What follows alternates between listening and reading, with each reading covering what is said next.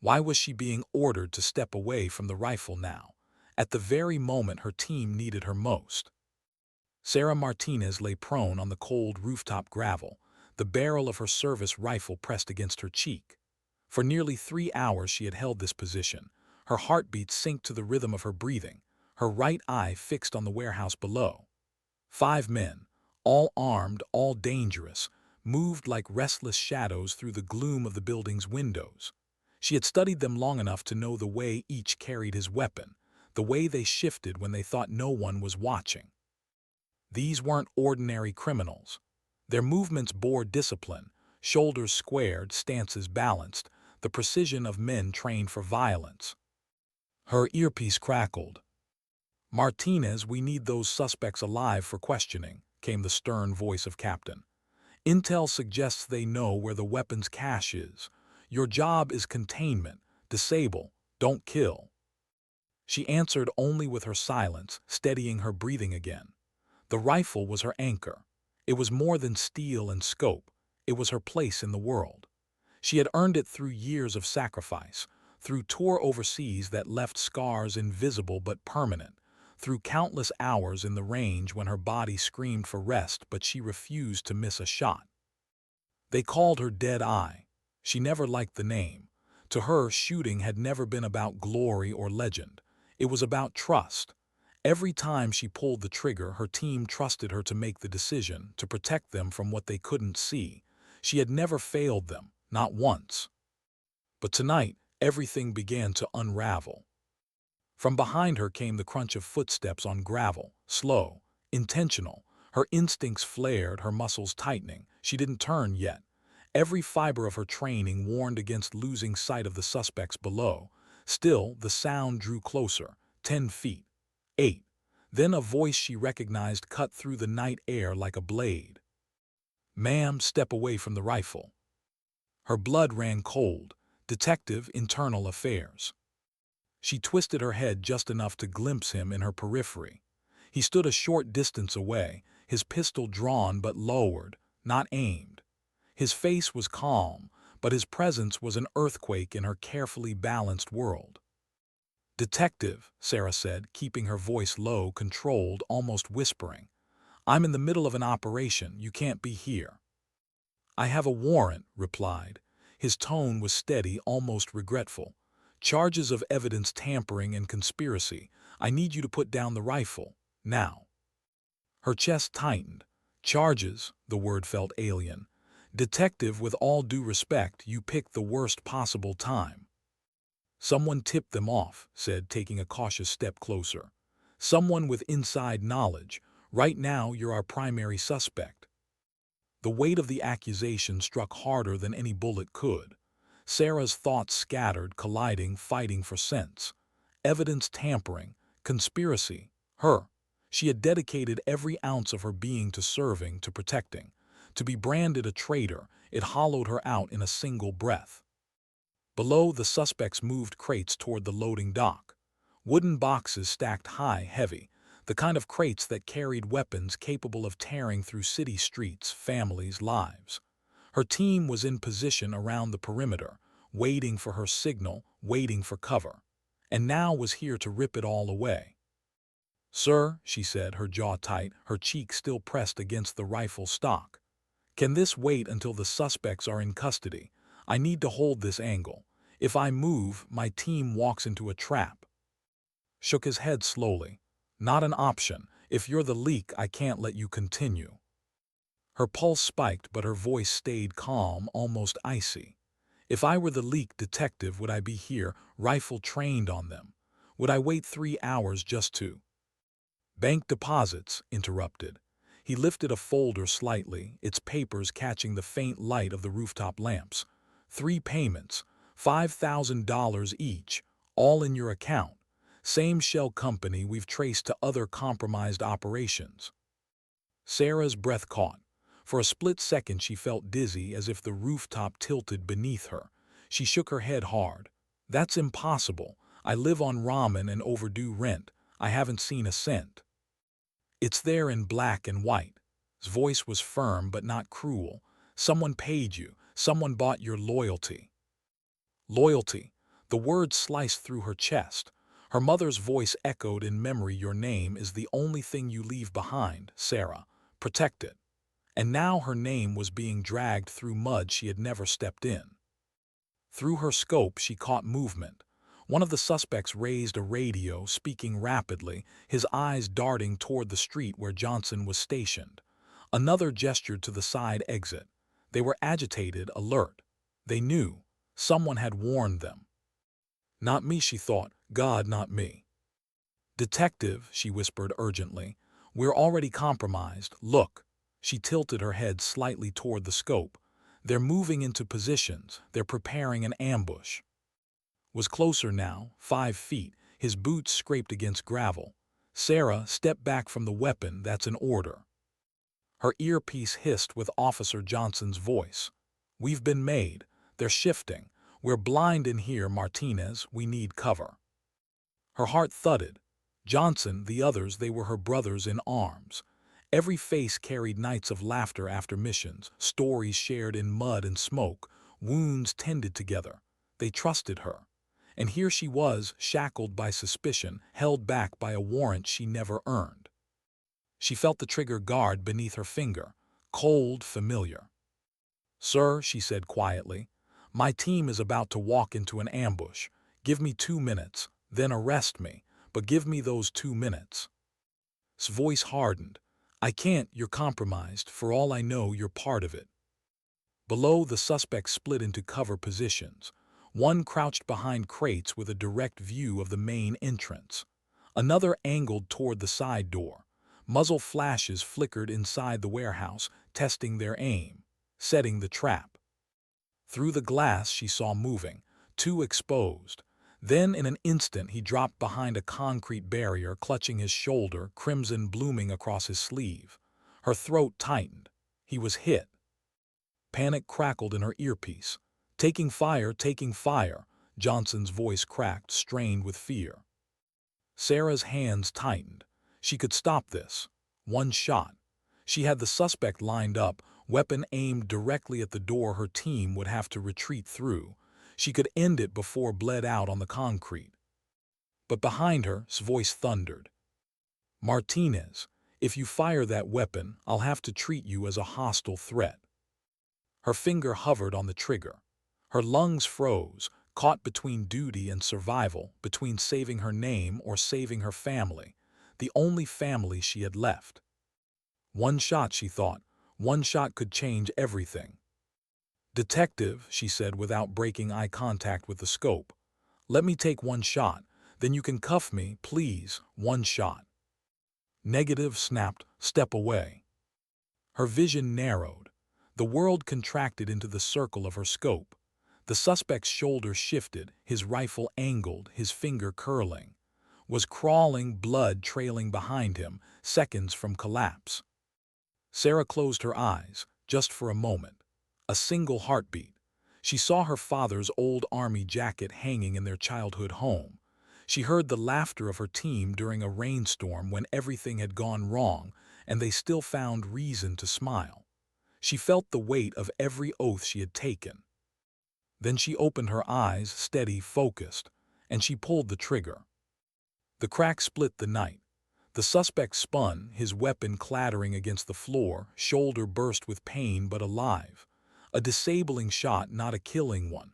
Enough to buy time, enough to give her team a chance.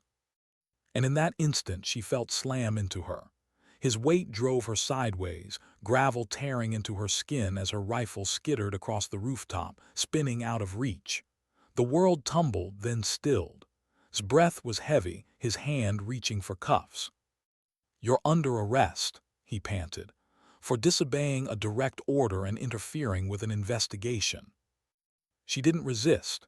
Her wrists locked in cold steel behind her, her eyes locked on the rifle lying just beyond reach. Below, the gunfire continued, but her team's voices steadied, finding rhythm again.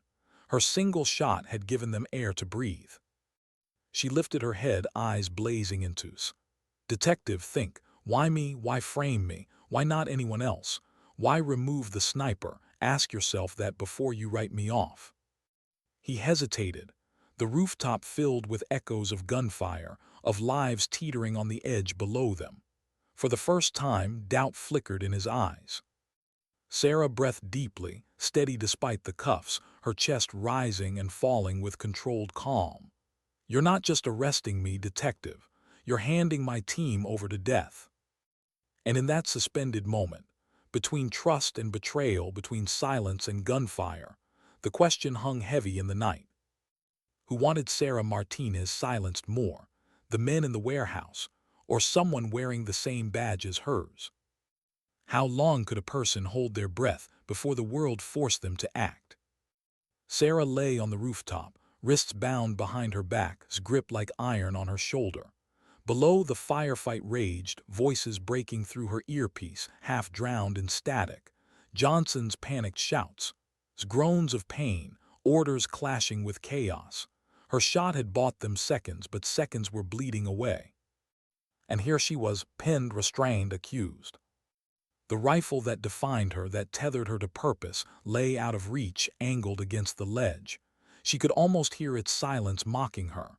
Without it, she felt exposed, naked. Kept his voice steady, but she could feel the strain in it. "You made this harder than it had to be, Martinez." She swallowed back the surge of fury. "Harder. My teammate is bleeding out while you read me my rights." "Don't put this on me." He snapped the cuffs, almost defensive. "The evidence speaks for itself. 3 deposits, $15,000, and a mole feeding the suspect's every move." Her jaw clenched. "Then ask yourself why that mole made sure to get rid of me first." That stopped him, just for a moment. His breath hitched, not loud enough for most ears to catch, but Sarah was trained to listen for the smallest changes. His grip loosened slightly. Doubt was seeping in. But the doubt wasn't enough. He pulled her to her knees, preparing to drag her from the rooftop. Below, the warehouse erupted again, muzzle flashes tearing through shadows, shouts of "man down," echoing into the night. Sarah's chest tightened. The voices of her team weren't just noise. They were lifelines.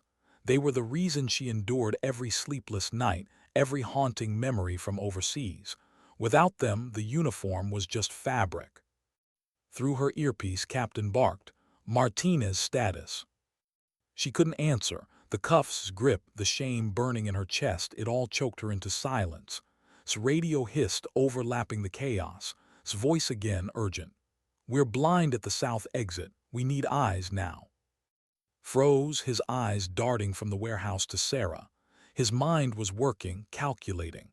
He could hear it too, the operation unraveling exactly as she'd warned.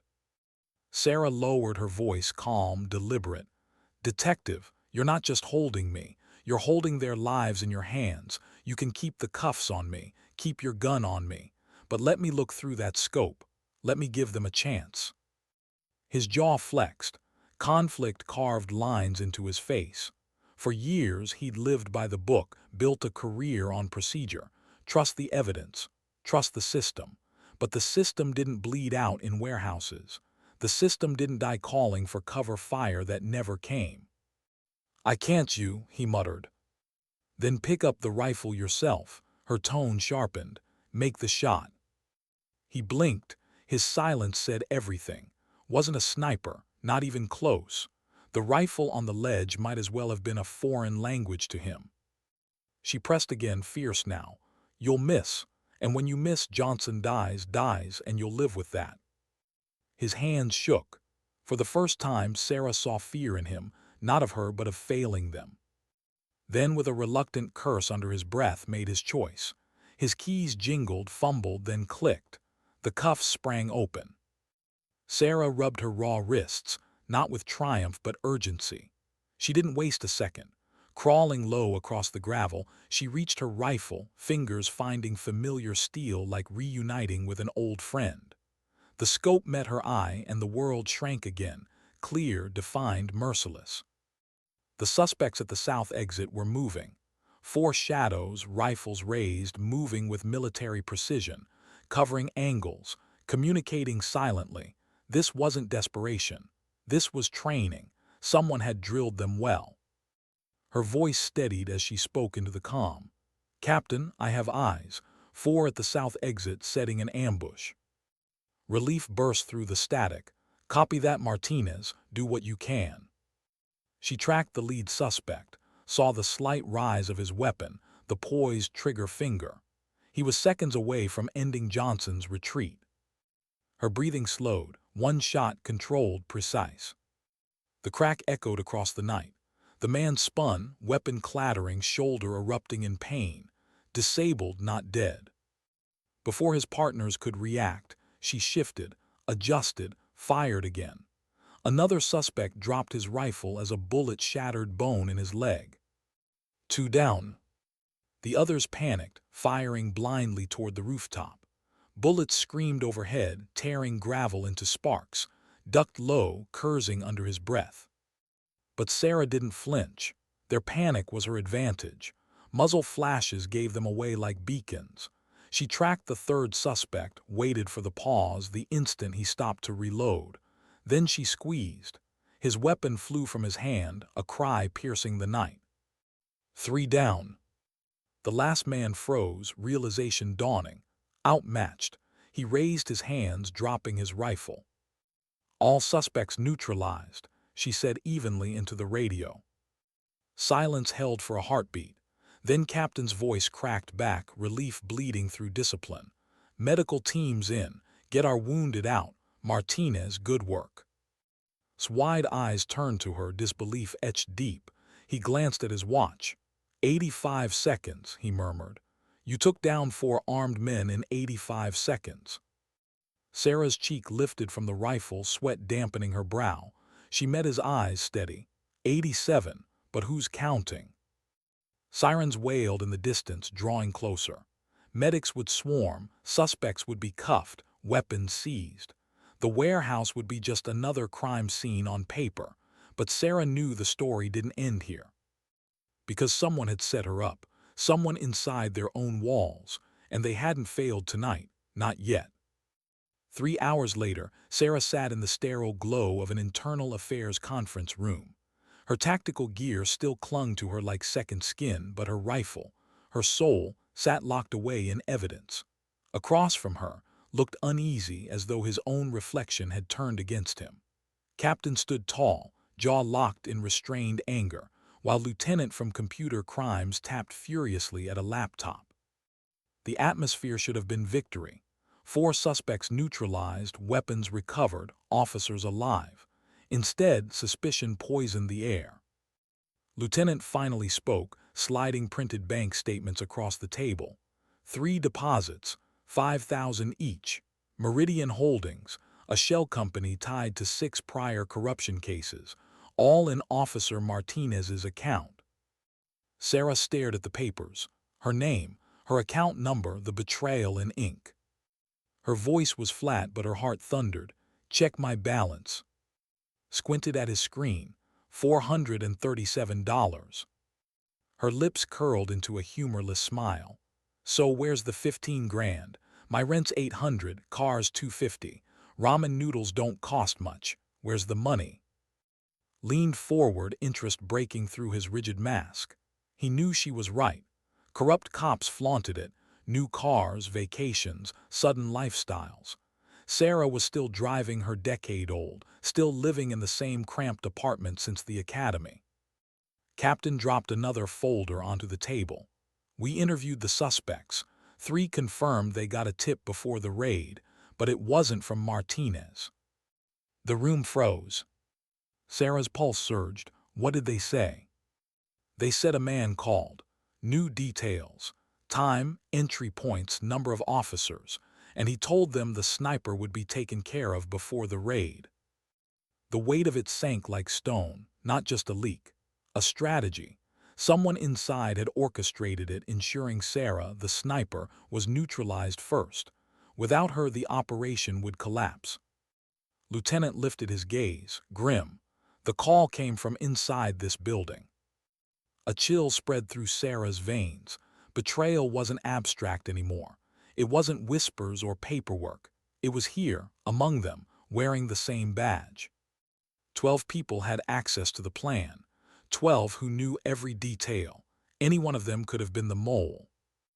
Sarah's mind churned, a storm of calculation and dread. Her team had fought, bled, trusted her. And still, someone in their ranks had tried to destroy her, and nearly had. She leaned forward, her eyes fierce, her voice steady as steel. Then find them, because tonight wasn't about me. It was about killing the trust that keeps us alive. And in the sterile silence that followed, the question no one wanted to ask clawed its way into every corner of the room. Who among them had already chosen betrayal over the badge? What did betrayal sound like? A slammed door, a whispered phone call, or the silence of colleagues avoiding your eyes? The conference room was too quiet, too still. Sarah could hear the faint hum of fluorescent lights overhead, a sterile buzz that made the air heavy. She sat with her wrists still red from cuffs, her body aching from the rooftop struggle, but it wasn't the physical pain that gnawed at her. It was the knowledge that someone she worked beside, someone who wore the same uniform, swore the same oath, had framed her. Lieutenant broke the silence, his voice edged with disbelief.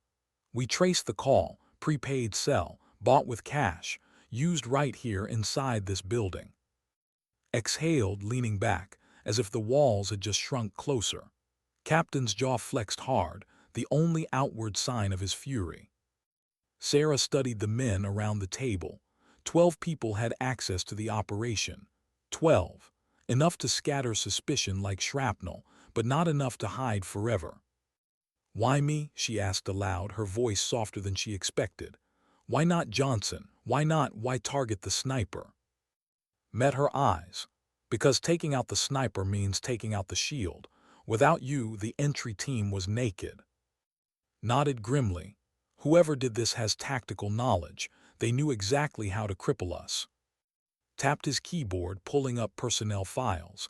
I ran backgrounds on everyone with access. One name doesn't sit right. He turned the screen toward them. Detective Bill, Organized Crime Unit. Sarah leaned forward, reading the file. She recognized the name but not the face. They'd never worked directly, but she knew his reputation. Steady, competent, respected. What's suspicious? Asked. 3 things, replied. His voice was cold, clinical, but beneath it was unease. 1, served 6 years in the Army, 2, as an infantry instructor. He'd know the tactical importance of neutralizing a sniper. 2, he's drowning in debt, behind on his mortgage, owes child support, motive enough to take money. And 3, he called in sick yesterday morning, claimed flu, but his phone pinged towers right here. He never left the building. Silence fell again, heavier this time. The brows drew tight, his expression dark. He called in sick the same day you were set up, Martinez. Her stomach twisted. She wanted to deny it, to resist the picture forming in front of them, but the puzzle pieces fit too neatly, too deliberately. Stood abruptly, fury sharpening his voice. Where is he now? His fingers flew over the keyboard, his screen glowing in the dim room. According to the roster, he's assigned to witness interviews on the Henderson robbery. His voice faltered. But the Henderson case closed last week. Sarah's pulse quickened. The trap wasn't finished. Her suspicions confirmed when screen lit again. His phone just activated. Location, the evidence locker. Every nerve in Sarah's body snapped to attention. The evidence locker. The weapons seized from the warehouse. High-powered rifles, military-grade gear, the kind of arsenal men would kill to get their hands on. Grabbed his radio, his voice thunderous. All units, we have a code red. Detective Bill is armed and extremely dangerous. Do not approach without backup. Sarah stood, adrenaline burning away exhaustion. Captain, with respect, you won't catch him with backup alone. He knows this building better than anyone. He knows which halls aren't monitored, which exits are unguarded. He'll vanish before backup even parks their cars. Snapped back, you're still under investigation. You're not cleared for duty. Her voice cut through him, steady but fierce. Sir, I had the chance to run tonight. I didn't. I stayed. I saved your team when the system said I was the traitor. If you want stopped, you need someone who knows how he thinks. And that's me. The words hung in the air, charged and undeniable. Before could respond, the building lights flickered, then died. The room sank into darkness. A heartbeat later, the red glow of emergency lighting bathed everything in shadows. Then came a voice, calm, steady, echoing through the intercom. "Attention, all personnel. This is Detective. A gas leak has been detected in the evidence storage area. Evacuate immediately. Exit through the main lobby only." The calmness of it made Sarah's stomach twist. It wasn't a warning. It was control. He was funneling everyone out, clearing his path to the weapons. Shook his head. "That's not protocol. Evacuations go through multiple exits, not just one." Sarah was already moving, her instincts taking over. "He's forcing everyone toward the front so he can take the locker from the back. By the time anyone realizes it's false, he'll be gone with the cash." Looked up pale. Motion sensors confirm the evidence locker was accessed 3 minutes ago, with his badge. The room erupted into motion. Barked orders dispatching officers to manage evacuation to confirm no real gas leak. But his eyes cut to Sarah, reluctant, conflicted. "Martinez," he said finally, "you're reinstated temporarily, get him." Grabbed her sidearm from evidence and shoved it into her hand. "It's not your rifle, but it's something." Sarah felt its weight, strange, lighter, less familiar, but in close quarters it would have to do. She nodded once, then slipped into the darkened hallways with at her side. The building had transformed. Red emergency lights bled into every corner, shadows stretching long and uneasy. The silence was wrong too. No chatter of officers, no buzz of radios, just the occasional echo of hurried footsteps as personnel funneled out through the lobby. Somewhere inside these halls was hunting, or waiting. Sarah's mind churned with possibilities. Wasn't a cornered animal. He was a soldier. He'd anticipate pursuit. He'd use the layout, the dark, the panic. She had faced men like him overseas, but there was something different about this. This was home. These were her halls, her people. Her voice was barely a whisper. "He's after the weapons, but he knows he won't carry crates. He'll take the light, high-value pieces, enough to disappear, to trade, to buy silence." His jaw tightened. "And if he makes it out, we'll never see him again." They neared the corridor to the evidence locker. The air was colder here, recycled too long, stale with the metallic tang of dust and steel. Sarah slowed, her every step deliberate, senses sharp. From ahead came the faint scrape of metal on metal, someone moving crates, selecting. Sarah held up a hand, stopping. She could feel her pulse in her fingertips, a rhythm she'd learned to trust in combat zones. The rhythm before everything broke loose. And in that rhythm, a single truth burned clear. They had taken her rifle, they had bound her hands, they had called her traitor. And now, stripped of everything familiar, Sarah Martinez was about to face a man who knew exactly how dangerous she was. What kind of man steals from his own brothers and sisters in uniform? The question burned in Sarah's chest as she edged down the corridor, her sidearm steady in her hands. Red light bled across the concrete walls, pulsing faintly from the emergency fixtures above. Each flicker stretched the shadows long and uncertain. Followed just behind her, his breathing sharp, gun drawn but trembling slightly in his grip. Ahead, the faint clatter of metal echoed again. A crate dragged, a lock clicked, was inside. Sarah slowed, pressing her shoulder against the wall just short of the evidence locker door. Her pulse was measured, trained. But beneath the surface, emotion surged, anger, betrayal, a grief she hadn't expected to feel for a man she'd barely known. They were supposed to be on the same side. And yet, tonight, he was about to arm himself with weapons she had risked her life to recover. Leaned close, whispering, "We can wait for backup." "No time," Sarah whispered back. "Once he's loaded what he wants, he's gone." "Then what? You planning to take him on with a handgun when he's got rifles in there?" Sarah's eyes narrowed, planning to stop him before he uses them. She moved, swift and silent, to the doorframe. A thin line of light spilled beneath it. She listened slower this time, patient. Muttered to himself low, gruff words barely audible. The sound of straps tightening, Velcro ripping. He was packing gear, portable gear. He wasn't just stealing, he was preparing for war. Sarah's chest tightened. A soldier arming himself in the heart of a police building. She raised 3 fingers. Eyes widened, but he nodded. On her silent count, she pushed the door open and stepped inside. The room was chaos. Weapons lockers stood open, their contents spilled across tables. Assault rifles, handguns, crates of ammunition. Stood near the far wall, back turned, strapping body armor across his chest. His head jerked up at the sound of the door, and in a blur his hand reached for a rifle on the table. "Don't," Sarah said, voice like steel. He froze halfway. Slowly, deliberately, he turned. His face was lined, tired, his eyes hollow but sharp. In the red light, he looked more like a soldier in enemy territory than a detective. "Well," said, his tone almost casual. "The sniper figures you'd find me first." Sarah kept her gun level. "Put it down, end this now." Lips twitched, half amusement, half contempt. "Do you even know why I'm here, Martinez?"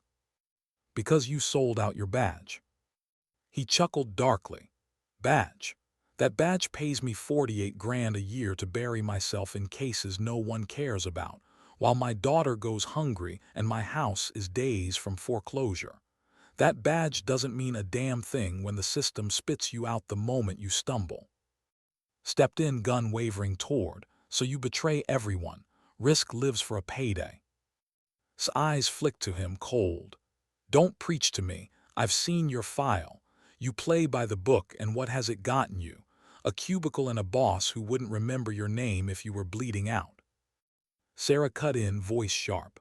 "That's not an excuse. Plenty of us struggle. We don't turn our guns on our own." Tilted his head, studying her. "You think you're better than me. You think the department won't toss you aside the moment you're inconvenient. They already did. Look at you, framed, handcuffed, called a traitor, and you're still fighting for them." His words hit harder than she wanted to admit. He wasn't wrong about the betrayal. Tonight she'd been stripped of everything she'd earned. But he was wrong about one thing. "I don't fight for them," Sarah said softly. "I fight for the ones bleeding in that warehouse, for the ones who can't defend themselves, for people who still believe someone will show up when they call for help." For the first time, his eyes flickered, not guilt, but hesitation. It lasted less than a second. His hand snapped toward the rifle. Sarah fired. The shot tore into the table inches from his hand, splinters flying. He froze, teeth clenched, his body rigid. Sarah's stance never wavered, her arms straight, breath steady. "Don't test me again." Swallowed, his voice shaking. "It's over, drop it." His laugh was bitter. "It's never over, not for people like us. You think taking me down changes anything? The pipeline keeps flowing. Weapons in, money out. I'm just smart enough to grab my share before the tide buries me." Sarah's voice dropped, calm but cutting. "Smart? You tipped them off, you set us up to die, you tried to make me the scapegoat. That's not smart, that's cowardice." The word stung him, she saw it, his jaw clenched, eyes narrowing. And then he moved. With sudden speed, flipped the table, rifles crashing to the floor as he dove behind cover. The room exploded in chaos, metal clanging, crates spilling, shouting. Sarah dropped low, scanning the angles. He had military training. He wouldn't just run. He'd reposition, draw them into crossfire. Bullets shattered glass above her head. Cursed, ducking back against the wall, had armed himself. Sarah's breath steadied, her mind shifting gears. This wasn't just survival, this was chess. Every move counted.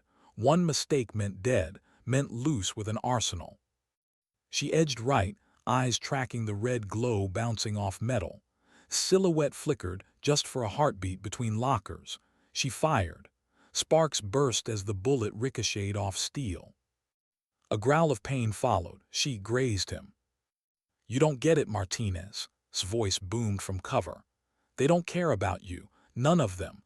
When this is over, when they've wrung you dry, you'll be discarded, just like me." Her chest tightened. He was voicing the fear she buried deepest, but fear didn't dictate her aim. "Maybe," she called back, her voice firm, echoing off the walls. "But I won't become the thing I swore to fight. Not for money, not for survival, not for anything." Another shot cracked. The bullet slammed into the wall inches from his head. He flinched, pale, panic etched in his face. Sarah caught his eye steady, grounding him. "Stay low, don't panic, he's trying to rattle you." She moved again, sliding behind a crate. Her mind replayed the rooftop. She had 85 seconds to disable 4 trained men. This was one man broken enough to sell everything he once stood for. But he wasn't just armed, he was desperate, and desperate men were the most dangerous. Her eyes caught movement, a reflection in shattered glass, a shoulder shifting. She inhaled, held, exhaled. One shot. The gun cracked. His rifle clattered to the floor. A scream ripped from him as he collapsed, his arm limp, blood spreading across his sleeve. Surged forward, gun raised, covering him. "Don't move, it's over." His eyes burned with fury as he clutched his wound, his voice ragged but venomous. "You think you stopped anything. You think you saved them. This department is rotten, Martinez. You'll see it, the day they come for you again." Sarah kept her gun trained on him, her breathing steady, but inside, his words coiled like poison. Because deep down she knew tonight wasn't the end, wasn't wrong about everything. Someone else had funded him, someone else had pulled strings. And until she found them, trust would never feel whole again. What does victory feel like when it leaves nothing but questions? The evidence locker smelled of gunpowder and steel. Broken locks lay twisted on the floor, crates scattered like debris after a storm. Red light from the emergency fixtures flickered across the mess, casting sharp shadows over his crumpled form. His breaths came ragged, shallow. His hand pressed hard against the wound in his arm, blood seeping through his fingers, staining the tiles beneath him. Stood over him, gun drawn, his voice harsh with adrenaline. "Don't move, don't even think about it." Only chuckled through clenched teeth. "Relax, detective, I'm not stupid enough to try again. You've got your win, enjoy it while it lasts." Sarah stayed several feet back, weapon still steady. Her pulse had slowed from the firefight, but her body hadn't let go of the tension. She didn't trust, not his stillness, not his words. Men like him always had another move. But something about his tone cut deeper than bullets. He wasn't afraid. Not really. Even bleeding out on the ground, he carried himself like someone who believed he hadn't lost. Minutes later, reinforcements arrived. Officers flooded the corridor, their radios buzzing with urgent voices. Paramedics rushed too, strapping gauze and pressure dressings onto his wound before lifting him onto a stretcher. He didn't resist. He only kept his eyes fixed on Sarah, a faint smile tugging at the corner of his lips. As they wheeled him away, his parting words echoed down the hall. "You stopped me, but you won't stop what comes next."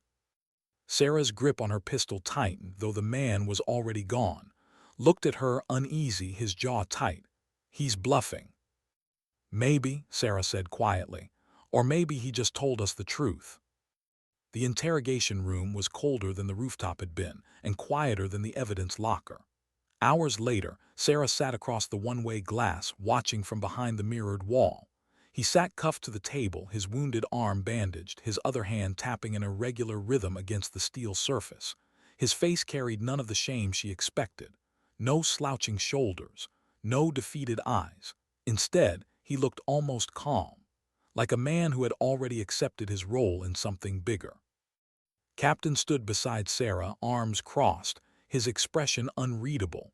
Lingered near the door, his unease obvious. Lieutenant prepped files on the table behind them, screens glowing with records, bank statements, evidence pulled from his desk. "Why aren't we in there already?" Sarah asked, her voice low. "Because we can't go in blind," replied. His tone was clipped, controlled, but Sarah could feel the anger simmering beneath it. "We need leverage." He's not some low-level informant. He knows the game. He'll talk only if it serves him. Sarah's eyes stayed fixed on. Then he's already winning. Every minute he sits there, he feels in control. Shifted uncomfortably. He already hinted he's not acting alone. If he has protection inside the department, rushing this could spook whoever's backing him. Sarah finally turned, her eyes sharp. Spook them. They've already framed me once, already tipped off suspects, already sent my team into an ambush. How much more damage are we going to let them do while we tiptoe around? The room fell quiet, cleared his throat softly, breaking it. We traced the deposits further. Meridian Holdings isn't just a shell company. It's part of a network. Several names overlap with previous corruption cases in 3 other cities. Payments go out to compromised officers, and in return, weapons disappear into the black market. Sarah frowned. So just one piece. Exactly, said. But he's the only piece we've got in custody. Captain finally moved, his gaze locked on Sarah. You're reinstated on probation, Martinez, effective immediately. You'll sit in on the interrogation. But remember, one misstep, one outburst, and I'll pull you out. Understood? Sarah nodded once, but inside she felt the weight of more than procedure. She wasn't walking into that room for clearance or redemption. She was walking in because had made it personal. He tried to strip away her name, her trust, her place in the world. She needed answers, not for the department's sake, but for her own. The room was colder inside than it looked from behind the glass. Sarah sat across from the table, between them an island of steel. Flanked the wall, silent, his eyes sharp. Leaned in the corner, arms crossed, letting Sarah take the lead. His eyes lit faintly when Sarah entered. Ah, the sniper, the scapegoat that didn't stick. She didn't blink. You tried to bury me, you failed. His smile was thin, for now. Sarah leaned forward, her voice even. Who are you working for? His laugh was soft, mocking. You think I'm just going to hand that over? No, Martinez. You're a soldier. You should know better. No one gives up the chain of command without a reason. Then give me one. His gaze sharpened. He studied her like a hunter watching prey, testing weakness. You know why I picked you? He asked suddenly. Her jaw tightened, but she stayed silent. Because you're predictable, the perfect soldier. Loyal, disciplined, always covering your team. That made you the perfect scapegoat. When things went wrong, of course they'd believe you sold them out. Who else could cripple the team like that? Sarah forced her breathing steady. He was baiting her, trying to make her react. She wouldn't give him the satisfaction. You still haven't answered my question, she said calmly. Smile faded. For the first time his eyes darkened, cold and tired. You don't get it, do you? You can take me down, you can even clear your name, but this runs deeper than you'll ever reach. This department is just one branch of the rot. There are others, other cops, other agencies, people who figured out a long time ago that loyalty doesn't pay, but betrayal does. The silence that followed was suffocating, shifted against the wall. Jaw clenched. Sarah felt the chill of his words sink into her bones. Finally she spoke. Her voice was soft but sharp enough to cut. Then tell me this. If betrayal pays so well, why are you sitting here, cuffed and bleeding, instead of free with your money? For the first time faltered, just slightly. His jaw twitched, his tapping hand stilled. Sarah pressed. Because you were never the mastermind. You were a pawn, disposable, just like you tried to make me. His eyes flashed. The wound in his pride cut deeper than the bullet in his arm. And in that moment, Sarah knew she had struck something real.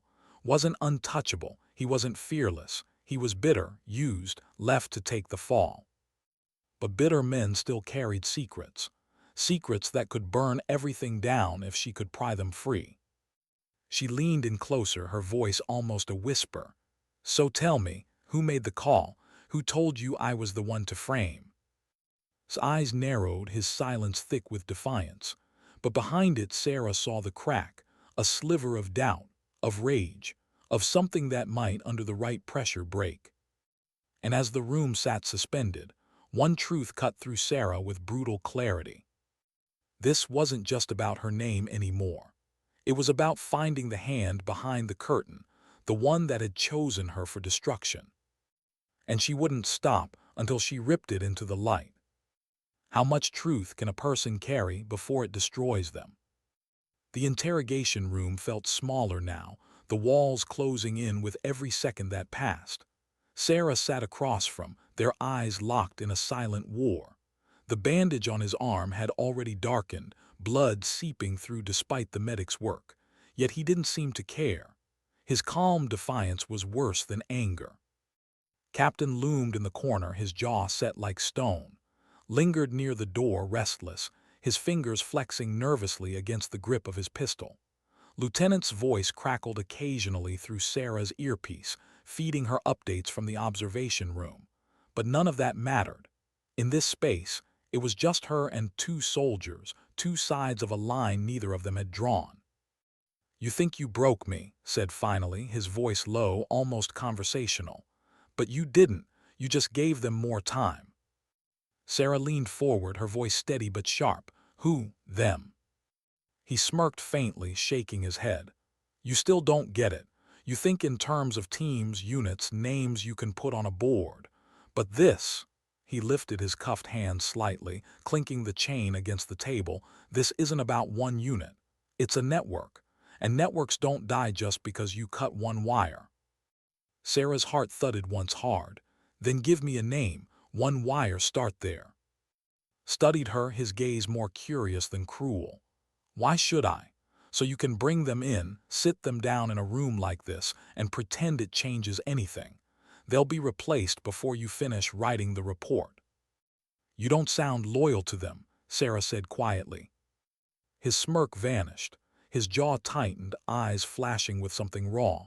"I'm not, they used me. Same way they used you. You just haven't realized it yet." The words stung because they weren't entirely wrong. Tonight, Sarah had seen her name dragged through mud with fabricated evidence. She felt the cold bite of cuffs on her wrists while her team bled without her. Someone had decided she was expendable. But unlike, she refused to let betrayal rewrite who she was. "You still haven't answered the question," she pressed. "Who called the suspects? Who ordered you to frame me?" Silence stretched. Eyes dropped briefly, his tapping fingers resuming their uneven rhythm on the table. Then he muttered, almost too low to hear, "I never made the call, someone else did." Sarah's pulse quickened. She leaned closer. "Who?" His eyes flicked up, sharp and dangerous. "You're not ready for that name." Captain stepped forward, his patience snapped. "Enough games, you're in custody, you've got one chance to make this easier on yourself. Give us the name." His laugh was bitter. "One chance, that's funny. You think I care about deals, about leniency. You think a plea bargain saves me from them. No, if I talk, I don't make it to trial." Sarah's voice cut through the tension, calm but edged with steel. "You've already talked more than you realize. You admitted there's a network. You admitted you're not the one pulling the strings. So now you have a choice. Keep being their pawn or prove you were more than a paycheck." His eyes narrowed. For the first time, something wavered in his expression. Anger, pride, maybe even regret. He leaned closer, his voice dropping to a whisper meant only for her. "Check the personnel files. Look for overlaps in assignments.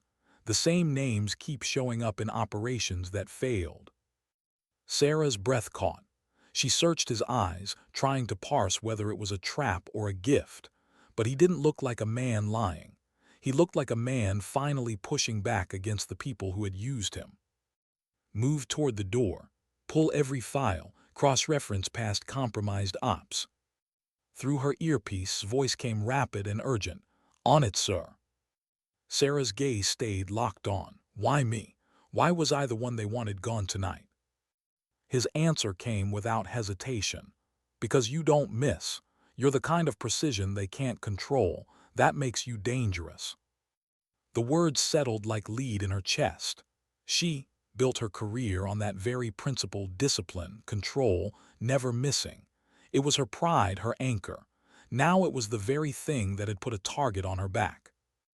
Leaned back in his chair, the faintest smile tugging his lips again. "You're starting to see it, aren't you? This isn't about money. It's about removing threats. And you, Martinez, are the biggest threat of all." Hours later, the glow of computer screens lit the operations center. Sat hunched over his laptop, multiple windows open, lines of data filling the screen. Paced behind him, a silent storm contained only by discipline. Sat off to the side, staring at the floor, lost in thought. Sarah stood closest to the screen, her arms crossed, her body taut with tension. Her eyes followed every line pulled, every connection he highlighted. "There," said finally, pointing at a cluster of names. 3 different operations in the past year, all compromised, all involving high-value weapons, and in every single one's name appears, but so does another. Sarah's chest tightened. "Who?" Clicked, enlarging the data. The name glowed on the screen. Detective Alan Price. Sarah felt the floor tilt beneath her. She knew Price. Everyone did. 20 years in the department. Respected, dependable, the kind of officer younger recruits looked up to. She spoken to him in the hall just last week. His face darkened. Price had access to tonight's op, full details. Lifted his head, disbelief etched across his features. "Price? No, he's solid, old school. He's been a mentor to half the people here." Sarah's voice was low but steady. "That's exactly why it worked. No one questions the mentor." The room fell into silence. The weight of realization pressed on all of them. Wasn't lying. This wasn't random. This was systemic. Finally broke it. "Where is Price now?" His fingers flew, pulling up real-time data. His expression shifted, grim. His badge just scanned. "He's in the building, East Wing." Sarah's hand dropped to her sidearm instinctively. Her pulse quickened, not from fear but from a grim clarity. The mole wasn't a shadow anymore. He had a name, a face. And he was still here. As Sarah moved through the dim corridors, her footsteps silent against the worn tiles, she felt the weight of everything pressing down. His words, his data, the bitter taste of betrayal. She thought of bleeding on the warehouse floor, of Johnson's voice breaking through the calm, desperate for cover, of the cold steel of cuffs on her wrists while her name was dragged through mud. All of it traced back to this moment. She whispered to herself, the words barely audible but grounding. "They wanted me gone because I don't miss. Then I can't miss now." And with every step closer to the East Wing, the air thick with tension, Sarah Martinez carried not just her weapon but the fragile thread of trust that was left, and the knowledge that one wrong move could snap it forever. How do you hunt a man who taught others how to hunt? The East Wing of the precinct was quiet. Too quiet. The evacuation orders had cleared most of the building, leaving only the hum of the emergency lights and the faint groan of old pipes in the walls. Sarah's boots barely made a sound on the tile as she advanced, her sidearm steady in her hands, her breath measured. Trailed a few steps behind, his own weapon raised, though the sweat on his brow betrayed nerves. Alan Price. She couldn't shake his face from her mind. He had been the kind of officer who remembered birthdays, who bought coffee for rookies after their first overnight shift. He'd worn the badge like it meant something sacred. She had looked up to him once. Everyone had. Now he was somewhere ahead, carrying not just betrayal but the knowledge of how every officer in this building thought and moved. He'd trained them, which meant every step Sarah took, he would anticipate. Her earpiece crackled softly with Lieutenant's voice. "Martinez, we're tracking his badge signal. Last ping was outside the records archive, but be advised he could have ditched it. Don't trust the tech alone." "Copy," Sarah whispered, her eyes scanning the darkened hallways. Leaned closer, his voice barely audible. "You think he knows we're coming?" Sarah didn't look back. "He always knows." They reached the corridor leading to the records archive. Rows of metal filing cabinets lined the walls, their shadows stretching long under the red emergency lights. The air smelled of dust and paper, heavy with silence. Sarah paused, listening. At first nothing, then a faint shuffle barely there, a shoe brushing against tile. She raised a hand, signaling to stay back. He froze, his breath quickening. Sarah moved forward alone, every muscle taut, her pistol leading her into the shadows. A voice drifted from the darkness ahead, calm, familiar, almost gentle. "Sarah." Her blood chilled. It was Price. "You shouldn't be here," he said, his tone more weary than angry. "This isn't your fight." Sarah steadied her weapon, her voice cutting through the silence. "You made it my fight the second you framed me." A soft chuckle echoed back. "Framed? No, no, you were chosen, there's a difference." Her chest tightened, fury coiling with disbelief. "Chosen for what? To be your scapegoat, to bleed while you cash in." His voice drifted closer, though she couldn't pinpoint his position. "To prove a point. You're good, Sarah, too good, uncontrollable, the kind of soldier they can't buy. That made you dangerous. And dangerous people, well, they don't last long in systems like this." Sarah's grip on her weapon tightened. "So you sold us out. You sold me out for what? A bigger paycheck." Silence, then a sigh. "Not for money, for survival. I watched this department chew through men better than me, better than you. I chose not to be next." The word struck something deep in her. The fear she had buried beneath layers of discipline, that loyalty meant nothing to the system she served. That one day, she too would be discarded. But she forced the thought down, her voice steady. "You survived by killing trust, by betraying every oath you swore." A beat of silence, then softly, "Maybe, but at least I'm alive to regret it." From the corner of her eye she caught movement, a shadow shifting near the far cabinets. She pivoted, weapon raised. "Don't move." But the shadow was empty when she advanced. A decoy, a trick. Suddenly metal groaned behind her. She spun just in time to see Price step from behind a cabinet, his own pistol raised, aimed squarely at her chest. For a moment neither of them moved. Two guns, two soldiers. The hallway pulsed with tension, red light flickering across their faces. "Drop it, Sarah," Price said softly. "You can walk away. Pretend you never saw me. You've got the perfect out, they already think you're compromised. No one will question it if you disappear too." Her breath slowed, her heart hammered, but her voice was calm. "I'm not you." His eyes narrowed. "Then you'll die like the rest." Before he could squeeze the trigger, burst from cover. "Drop it, Price." Price's eyes flicked toward him just for a fraction of a second. It was enough. Sarah moved, dropping low, her shoulder slamming into Price's chest. The gun went off, the shot tearing into the ceiling as both of them crashed to the ground. The impact jolted through her bones, but she fought through it, grappling for control of the weapon. Price was stronger than she remembered, his grip like iron, his movements sharp with training. They wrestled on the cold tile, the gun skidding across the floor out of reach. "Sarah," shouted, his pistol raised, but the chaos made it impossible to get a clean shot. Price shoved her hard, pinning her against the cabinet, his hand closing around her throat. His face hovered inches from hers, his voice low, ragged with exertion. "You don't get it, do you? You can't save them, the system is already gone, you're fighting for ashes."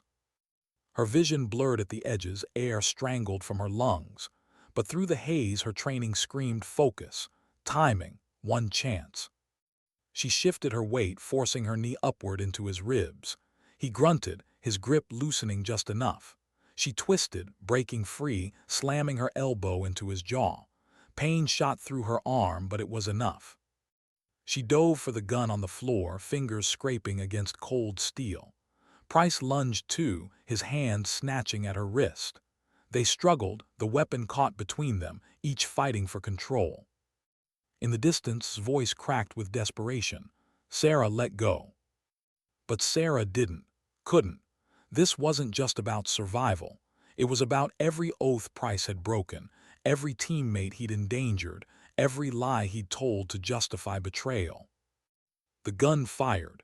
The sound was deafening in the confined hallway. For a moment, everything froze. Price staggered, his grip faltering. The bullet had torn into his shoulder, spinning him back against the cabinet. His pistol clattered to the floor, his face contorted in pain. Sarah rose slowly, her own weapon steady, trained on him. Her chest heaved, but her voice was calm, cold. "It's over." Blood seeped through Price's shirt, his breath ragged. But his eyes still burned with defiance. "You think this ends with me," he rasped. "You think cutting me down saves you. No, I'm just one piece. You'll never find the rest." Sarah's jaw clenched. She didn't lower her weapon. "Then I'll keep looking." For the first time, she saw something flicker in his eyes. Not fear, not anger. Resignation. Moved in, cuffing Price's good arm as medics were called. The traitor who had once been a mentor now sat slumped against the cabinet, bleeding, defeated but unbroken. Sarah holstered her weapon, her body trembling with the aftermath. She glanced at, who stared at her with something between awe and disbelief. "You just went toe-to-toe with a man who trained half this department," he muttered. "And you didn't miss." Sarah's eyes lingered on Price, then drifted down the corridor, into the shadows where other names, other betrayals still hid. "No," she said softly, "not yet." And with that, she knew the fight wasn't over. Tonight had exposed only the first layer. The real war was still waiting. What does silence feel like after the gunfire fades? For Sarah, it wasn't peace, it was weight. The precinct bustled with activity again by dawn. Officers moved through the halls, their voices low, their eyes avoiding hers. Some glanced quickly, offering nods of respect. Others averted their gaze entirely, as if uncertain whether she was a savior or a traitor still. The rumors spread faster than truth ever could. Price was in custody, his shoulder wound stabilized. 2 lay under guard in the medical ward. 2 men Sarah had once called colleagues were now evidence of rot within the very walls she'd sworn to defend. But their arrests didn't erase what had been broken. Sarah walked the corridor alone, the morning light filtering through high windows, casting long shadows on the floor. Her boots echoed softly with each step. The weight of her sidearm on her hip felt heavier than it ever had before, not as a weapon, but as a reminder. Every oath, every decision, every life balanced on its use. Captain called her into his office. He looked tired, the lines on his face deeper than they'd been the day before. He gestured for her to sit, but she remained standing. "You saved lives tonight," he said, his voice low. "More than once. Without you, we'd be mourning names instead of debriefing them." Sarah didn't answer. Praise felt hollow. Continued. "Internal Affairs has cleared you of all charges. The deposits were fabricated. Your record is intact." "Intact," she repeated softly. "I was cuffed on a rooftop while my team bled. My name been dragged through mud that won't wash off. Intact doesn't feel like the right word." Sighed, leaning back in his chair. "I know, and I can't fix what's been done, but you're still here, and you're still needed." Sarah finally sat, her eyes steady on him. "How many more, Captain?" He frowned. "More what?" More prices. How many more are still in these halls, smiling at us in daylight, waiting to sell us out at night?" The silence that followed was answer enough. Later, Sarah found herself in the hospital wing. Johnson lay in a bed, his shoulder bandaged, his face pale but alive. Sat beside him, his arm in a sling, joking weakly about how Sarah always had to make things dramatic. They both tried to smile when they saw her, but their eyes said more than words. They trusted her still. And that mattered more than any file, any clearance from Internal Affairs. She stayed only a few minutes before slipping out, unwilling to let them see the storm in her chest. Outside, she leaned against the cool wall, letting the weight of it all press down. She thought of Price's words, that she was dangerous because she couldn't be bought, that she had been chosen not because of weakness but because of strength. Strength had painted a target on her back. That evening found her on the rooftop, the same rooftop where it had all begun. The city stretched out below them, washed in the amber glow of sunset. He stood a few feet away, hands in his pockets, uncertain. "You did good," he said quietly. Sarah didn't look at him. "I did what I had to. That's what good is." They stood in silence for a while, the wind tugging gently at their jackets. Finally spoke again. "You know Price isn't wrong about one thing. This doesn't end here. There are others. People higher up. Smarter, harder to catch." "I know." "Then why stay?" His tone wasn't accusatory, just searching. "Most people would walk away after tonight, take the chance to disappear. You've got every reason to." Sarah's eyes stayed on the horizon. "Because walking away means they win. It means every oath I swore was just words, and I can't live with that." Nodded slowly. "Then you're stronger than most." She finally turned to him, her expression unreadable. "No, just more stubborn." For the first time he smiled faintly. It faded quickly, but it was real. When the official report was filed, it told a clean story. 5 suspects arrested at the warehouse. 2 officers wounded but recovering. 2 detectives and Price exposed as corrupt and awaiting trial. The weapons cache secured. But the report didn't tell the real story. It didn't tell of Sarah's hands bound behind her back while her team screamed for cover. It didn't tell of the way betrayal had cut deeper than any bullet. It didn't tell of the fear she carried now, not of enemies outside, but of traitors within. Those truths would never make it to paper. They lived only in her chest, heavy, unshakable. Weeks later, Sarah stood at the shooting range, her rifle pressed against her cheek once more. The familiar weight grounded her, steadying her breath, slowing her heart. Targets lined the distance, waiting. She fired once, twice, 3 times. Each shot split the silence, each bullet landing exactly where she placed it. Dead center. She lowered the rifle slowly, her cheek lifting from the stock. For a long moment she just stood there, the echo of gunfire fading into stillness. She thought of bitter laughter, Price's weary resignation, the weight of their words, the sting of betrayal. Then she thought of Johnson and alive because she hadn't missed. She thought of, finally beginning to believe in her. She thought of every oath she'd sworn, every civilian who would never know her name but would live another day because she had kept it. And in that fragile balance, she found her answer. Betrayal had her. Trust would never come easy again. But loyalty wasn't about who failed you. It was about who you chose to stand for anyway. Sarah cleaned her rifle with quiet precision, each motion steady, deliberate. She didn't need applause. She didn't need her name cleared in headlines. She only needed to know that when the next shot came, she wouldn't hesitate. Sometimes dignity doesn't speak. It simply acts. And Sarah Martinez would act, no matter the cost.